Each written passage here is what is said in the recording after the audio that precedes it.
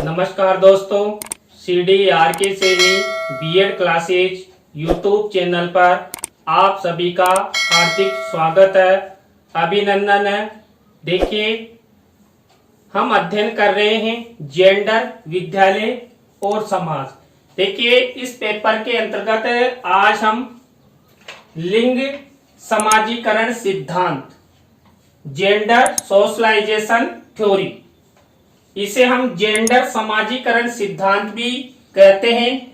और यह सिद्धांत आपकी परीक्षाओं में कई बार आ चुका है और हर सालाना पूछा भी जाता है।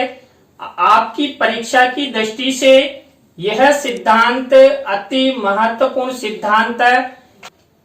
तो आप सब बने रहें हमारे साथ, हमारे YouTube चैनल के साथ। और यदि आप हमारे YouTube चैनल पर पहली बार आए हैं तो हमारे YouTube चैनल को सब्सक्राइब करें और पास ही बने बेल आइकन के बटन को जरूर दबा देवें, जिससे हमारे द्वारा जब भी कोई न्यू वीडियो अपलोड किया जाए या लाइव क्लास चलाई जाए तो उनके नोटिफिकेशन आपको मिल सके और आप अच्छा अधिगम करते हुए परीक्षा की तैयारी कर सके।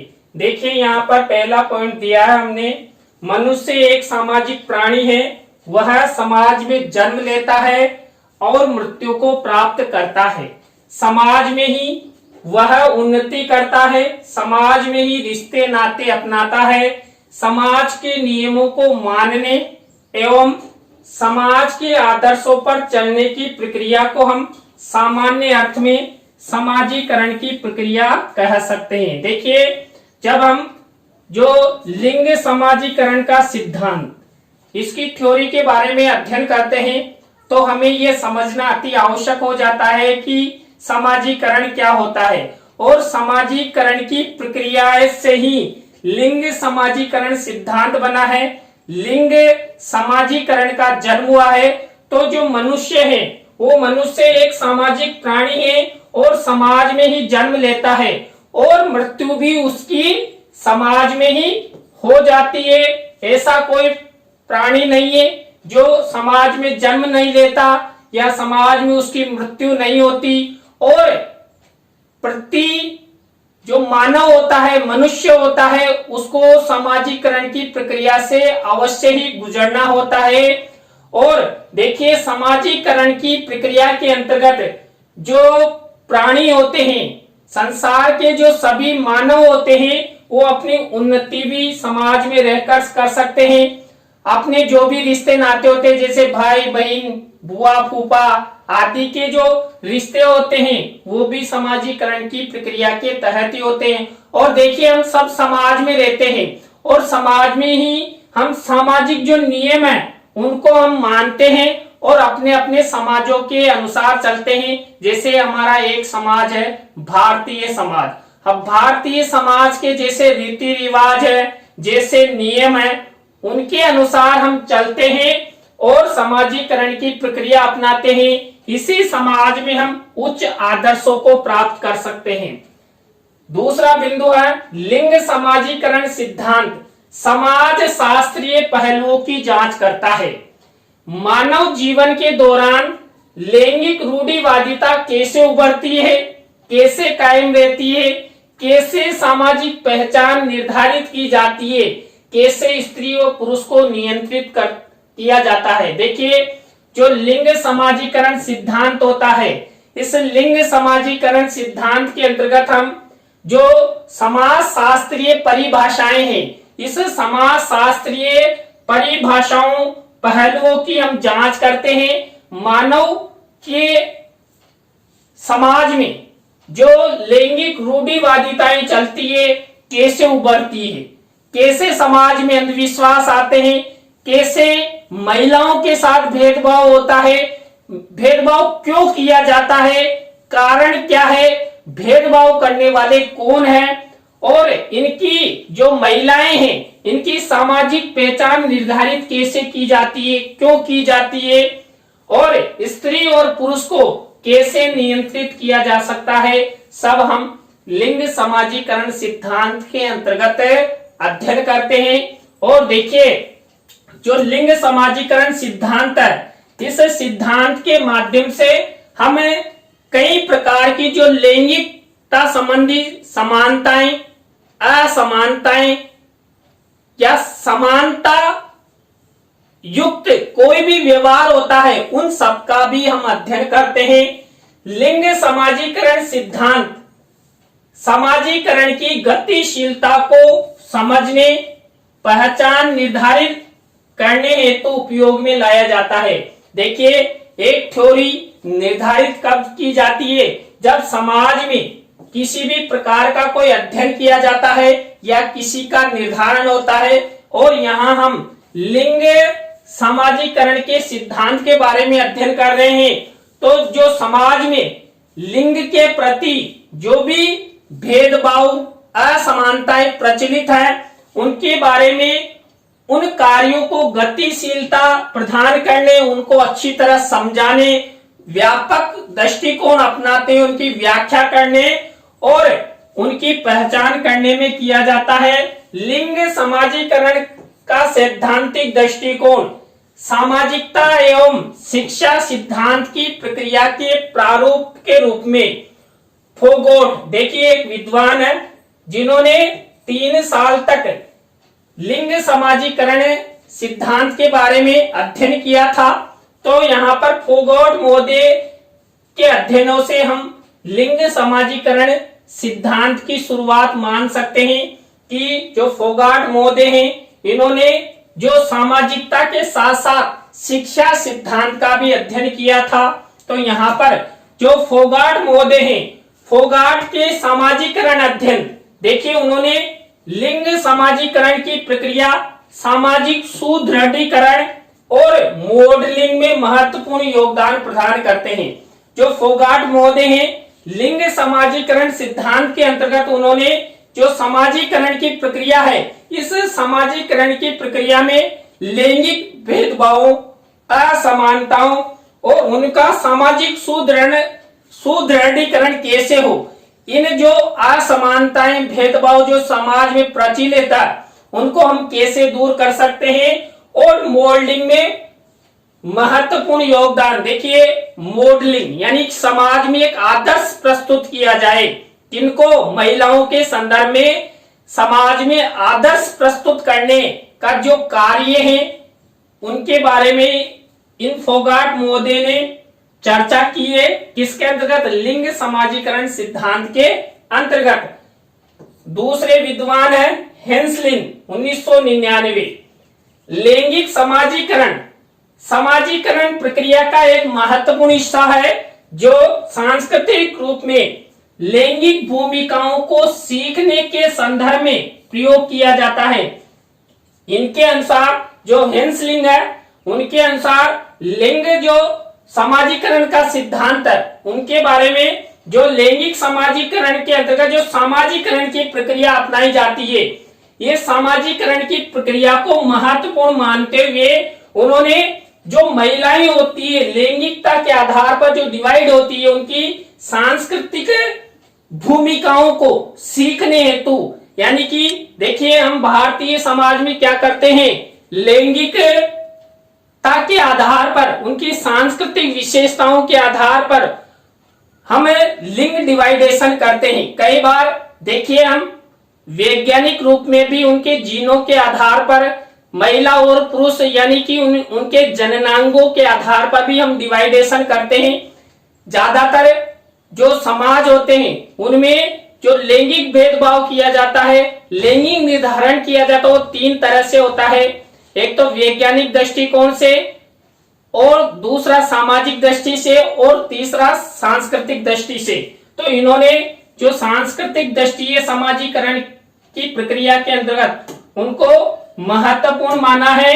लिंग समाजीकरण का सिद्धांत लिंग जैविकीय धारणाओं से बिल्कुल भिन्न है। इस सिद्धांत के अनुसार स्त्री व पुरुष में जैविकीय भेदों को आधार न बनाकर सामाजिक दृष्टिकोणों को अधिक अपनाया जाता है, जो पीढ़ी दर पीढ़ी चला आ रहा है। देखिए अभी अभी मैंने आपको 3 आधार बताए थे लिंग डिवाइडेशन की।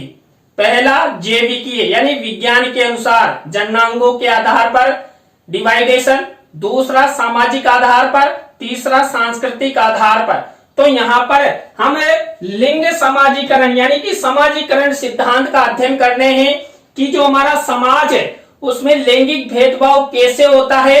तो यहाँ पर विशेष रूप से जैविक अवधारणाओं को बिल्कुल नहीं मानते, यहाँ पर मुख्य रूप से सामाजिक दृष्टिकोणों को मानते हैं और सामाजिक दृष्टिकोणों के आधार पर लिंग भेदभाव किया जाता है, लिंग का अध्ययन किया जाता है। किसके अंतर्गत? समाजीकरण की प्रक्रिया के अंतर्गत। और देखिए जो समाजीकरण की प्रक्रिया के अंतर्गत जो हम लैंगिक डिवाइडेशन का अध्ययन करते हैं, ये लैंगिक डिवाइडेशन पीढ़ी दर पीढ़ी चला आ रहा है प्राचीन काल से और अब तक चला आ रहा है और चलता रहेगा। क्यों? क्योंकि हम सब सामाजिक प्राणी हैं, समाज में रहते हैं, समाज के कानूनों मान्यताओं को मानते हैं। तो सामाजिक दृष्टि से ये लैंगिक डिवाइडेशन वाला हिस्सा हमेशा चलता रहेगा।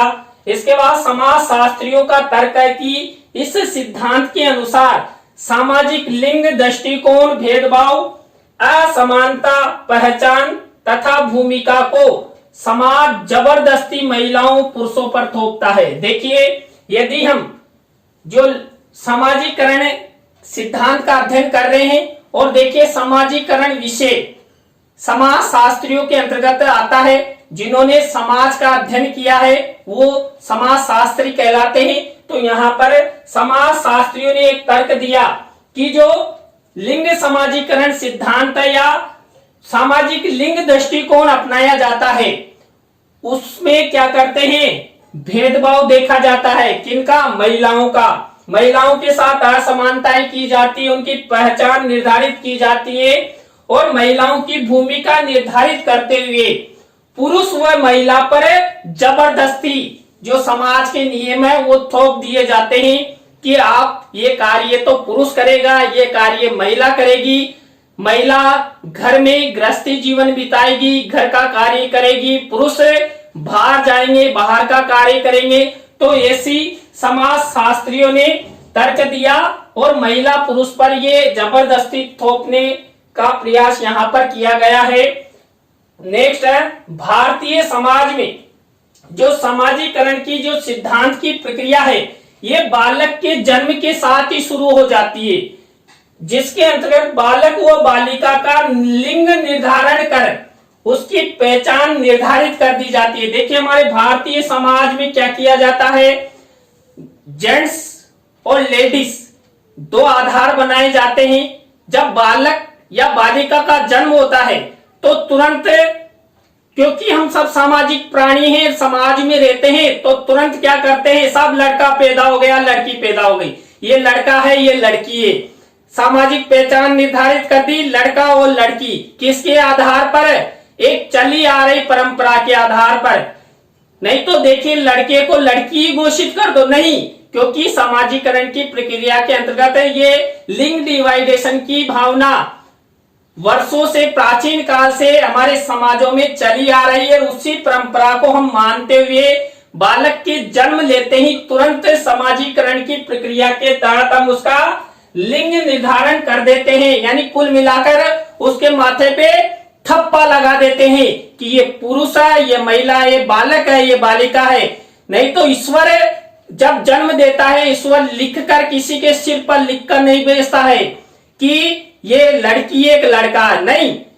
इस संसार में आने के बाद हम समाजीकरण की प्रक्रिया के तहत सामाजिक लोग लिंग निर्धारण करते हैं, जबकि ईश्वर किसी के साथ कोई भेदभाव नहीं करता। हाँ, हालांकि देखिए जैविकी आधार पर जो उनके जन्नांग अलग अलग होते हैं, पुरुष के जन्नांग अलग होते हैं, महिला के जन्नांग अलग होते हैं, लेकिन उन जन्नांगों को भी न देखते हुए हम सामाजिक परंपरा के अनुसार हमारी प्राचीन पीढ़ी कि ये महिला है, ये पुरुष है, हमारे समाजों में तो देखिए क्या करते हैं, लड़कियों की जो आवाज है उनके आधार पर ही उनका लिंग निर्धारण कर देते हैं। देखिए यहाँ पर भारतीय संदर्भ में इस सिद्धांत के अनुसार बालक को समाज में मजबूत एवं स्वतंत्र प्राणी के रूप में प्रदर्शित किया जाता है कि लड़का मजबूत होता है, शक्तिशाली होता है और इसको तो स्वतंत्र घूमने की आजादी है, कहीं भी आ जा सकता है, कोई से भी शिक्षा ग्रहण कर सकता है। लेकिन लड़कियों के विषय में क्या सोचा जाता है समाजीकरण की प्रक्रिया के अंतर्गत कि लड़कियां शर्मीली होती है, लड़कियां कमजोर होती है, घर पर रहने वाली के रूप में उसको व्यक्त किया जाता है कि महिलाएं ज्यादा से ज्यादा घर का काम कर सकती और कुछ नहीं कर सकती। क्यों? क्योंकि हमारा सामाजिक दृष्टिकोण यही कहता है, जो प्राचीन काल से पीढ़ी दर पीढ़ी चला आ रहा है। ये हमारा दोष नहीं है, वर्तमान पीढ़ी का दोष नहीं, हमारी प्राचीन पीढ़ी का दोष है, जो उस समय से ये परंपरा हमारे समाज में चली आ रही है और उस परंपरा को हम लगातार पीढ़ी दर पीढ़ी आगे भेजते रहे। इसके बाद देखिए, भारतीय संदर्भ में लिंग समाजीकरण की प्रक्रिया आजीवन प्रक्रिया चलती है मानी जाती है। देखिए, लिंग के आधार पर जो डिवाइडेशन होता है किसमें, समाज में, ये समाजीकरण की प्रक्रिया बालक के जन्म से लेकर उसकी मृत्यु तक चलती है। देखिए, समाज के व्यक्तियों द्वारा जब किसी व्यक्ति की मौत हो जाती है तब भी समाज के व्यक्ति बैठते हैं, लेके जाते हैं, उसका दाह संस्कार करते हैं। तो ये सामाजिक प्रक्रिया बनी हुई है जो जन्म से और मृत्यु पर्यंत तक चली जाती है, जिसके अंतर्गत जन्म से लेकर मृत्यु पर्यंत तक अनेक समाजीकरण की प्रक्रिया के कार्य बालक बालिका पुरुष और महिलाएं द्वारा संपादित किए जाते हैं। देखिए, जो समाजीकरण की प्रक्रिया है, इस समाजीकरण की प्रक्रिया के द्वारा ही जो हम समाज में जीते हैं और जो कार्य करते हैं, जो संपादित कार्य करने होते हैं, जरूरी भी होते हैं, ये सब हम समाजीकरण की प्रक्रिया के तहत ही करते हैं और ये कार्य पीढ़ी दर पीढ़ी चलते आ रहे हैं और हम उनको कार्य कर रहे हैं और हमने निर्धारित कर दी ये महिला ये पुरुष। देखिए, इस सिद्धांत के अनुसार बालक व बालिका में उनकी आवाज के आधार पर भी सामाजिक पहचान निर्धारित की जाती है।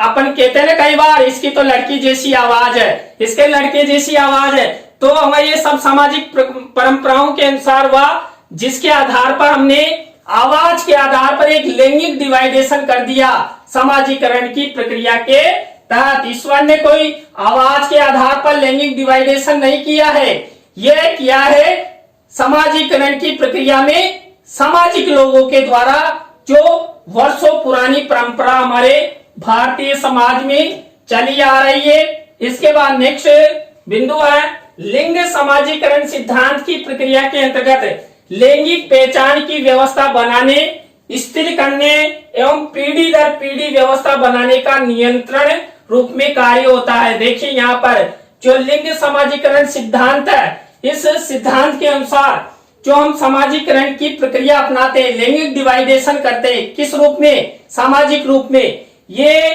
पहचान की व्यवस्था बनाने। देखिए, बालक के जन्म होते हम पहचान निर्धारित कर देते हैं और स्थिर बनाने, यानी कि ये लगातार, ये नहीं कि बालक के जन्म के समय तो लड़की ये लड़का है और बाद में कह दे कि लड़की को ये लड़का है, नहीं, ये स्थिर लगातार निरंतर इसी समाजीकरण प्रक्रिया का हम सहारा लेते हैं एवं पीढ़ी दर पीढ़ी इसी व्यवस्था को बनाए रखते हैं। और ये जो प्रक्रिया है पहचान निर्धारण करने की, स्थिर करने की, भेदभाव करने की, ये सब प्रक्रिया है हम नियंत्रण रूप में करते हैं। हमारे समाजों का दबाव होता है, क्यों, समाजीकरण की प्रक्रिया के तहत ऐसा ही होता है, तो इस कारण ये नियंत्रण रूप में ये कार्य होता है। इसके बाद देखिए नेक्स्ट, भारतीय संदर्भ में लिंग समाजीकरण वह प्रक्रिया है जिसके द्वारा हम अपनी संस्कृति के अनुरूप लिंग संबंधी नियमों, मानदंडों और अपेक्षाओं को सीखते हैं। देखिए, जो लिंग समाजीकरण का जो सांस्कृतिक आधार है, लिंग डिवाइडेशन का सांस्कृतिक आधार, उसके आधार पर हम जो सामाजिक नियम है, मानदंड और जो अपेक्षाएं, उन सब का अधिगम करते हैं।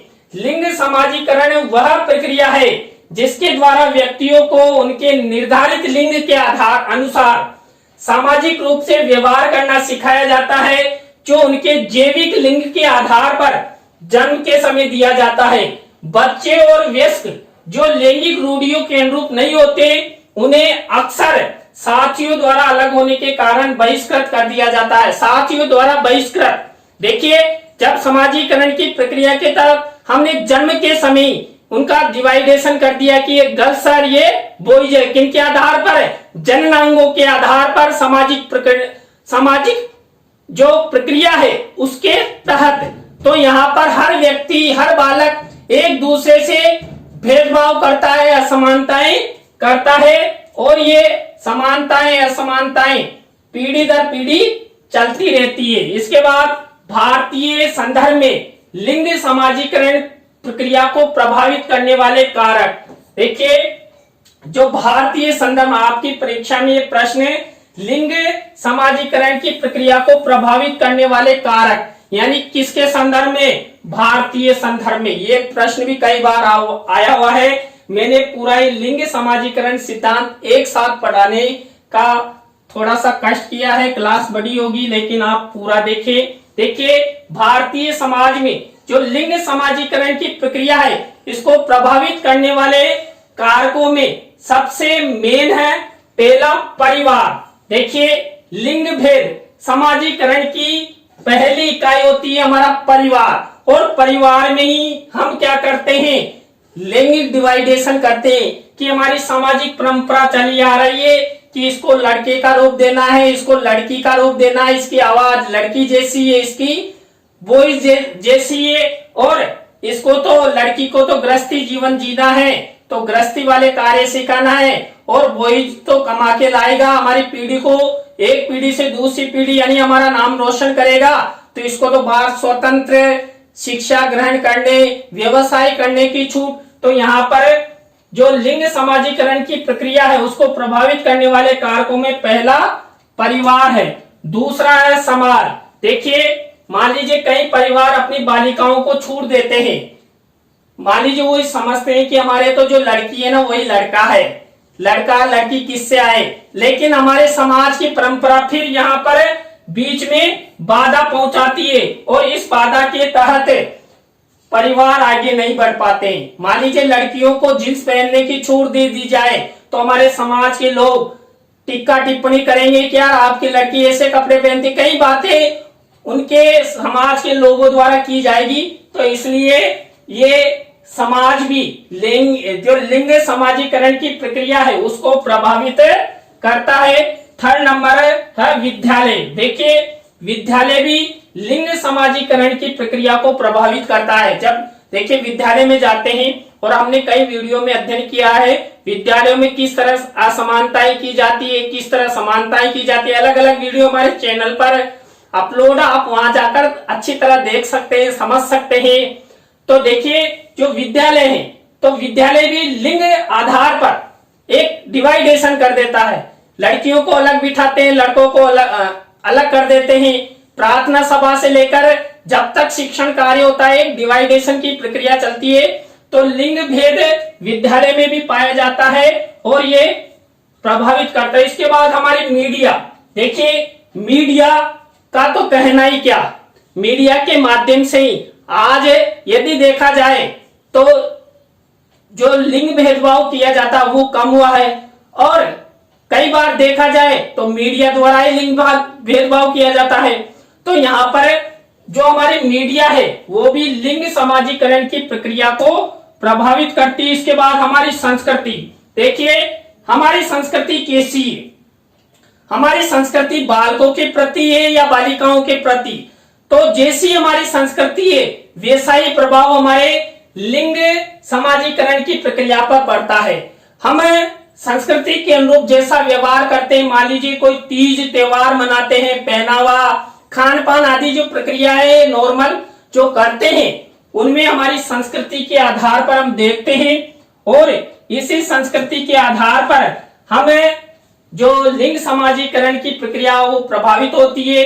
इसके बाद शिक्षा, देखिए शिक्षा के द्वारा भी लिंग समाजीकरण की प्रक्रिया प्रभावित होती है।